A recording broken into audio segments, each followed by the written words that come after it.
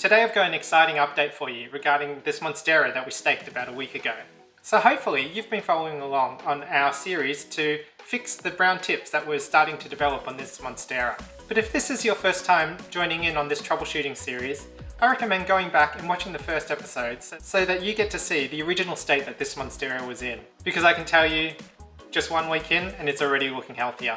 But for the benefit of those that haven't seen the first episode, I'm going to quickly recap on the issues that we were experiencing with this Monstera. So what sparked the initial concern about this Monstera were the brown tips that were developing on the leaves. But there were also some other signs that indicated that this Monstera was struggling. And that included droopy folding leaves, the soil that it came in was drying out too quickly, and the whole Monstera was falling over on its side, so it clearly needed some help. And the first few steps that I took to getting this guy back on track was changing out the soil with some fresh Monstera soil.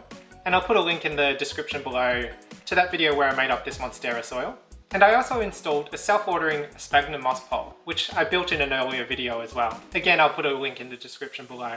And as you can see, just 1 week after staking this moss pole and giving it some fresh soil, it's already looking happier and healthier.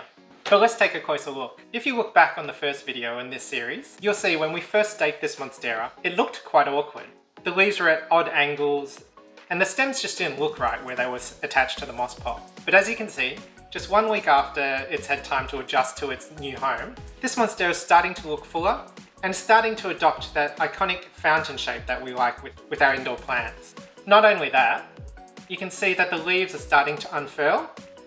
And I'll admit it's taken a while for it to adjust itself, because this one you can still see is a little bit curled. But surely enough, the leaves are starting to level out and have the sustenance to hold themselves up. So I'm really happy to see this Monstera starting to thrive. Now I do have one issue that's starting to develop on this Monstera, and there's mold growing on the moss pole. Now I've had issues with mold growing on moss poles in the past, and it usually happens for me on the initial wetting of the moss after I first make up the moss pole. So I'm going to keep an eye on the mold developing on the moss pole.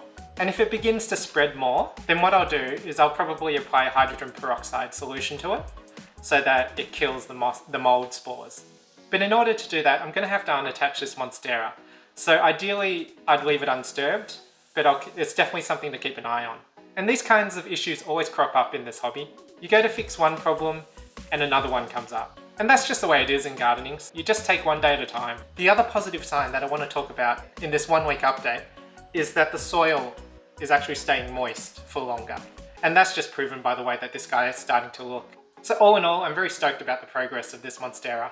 So the next few stages of this troubleshooting process for the brown tips on this Monstera, we'll be monitoring for another week or two. I'm going to let this moss pole dry out so that it'll stop the growth of the mold. I'll definitely continue to monitor the mold patches on here, just to make sure they don't keep growing. And if required, I'll unattach all the Monstera stems and apply and treat this moss pole with the hydrogen peroxide. And if we get to that point, I'll make sure to record the treatment and include it as part of this series. So make sure you subscribe to our channel so that you can be updated with the latest progress of this Monstera.